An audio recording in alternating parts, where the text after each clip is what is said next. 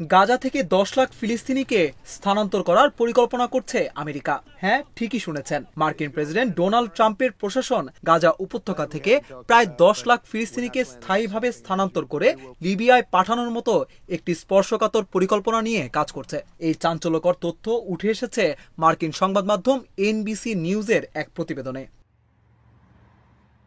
NBC জানিয়েছে 5 জন অবগত সূত্র এই তথ্য নিশ্চিত করেছে। আর এই পরিকল্পনা এতটাই গুরুত্ব পাচ্ছে যে মার্কিন সরকার ইতিমধ্যে লিবিয়ার নেতাদের সঙ্গে সরাসরি আলোচনা শুরু করেছে।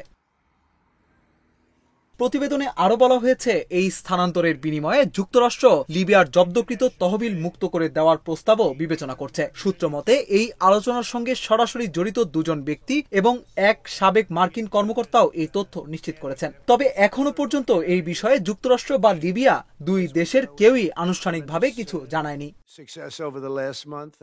গাজার সংকট কি নতুন মোড় নিচ্ছে? কি আছে এই 10 লাখ মানুষের ভাগ্যে? এই পরিকল্পনা বাস্তবায়িত হলে সেটি কি হবে সমাধান, নাকি আরো একটি মানবিক বিপর্যয়? সব প্রশ্নের উত্তর সময় দেবে।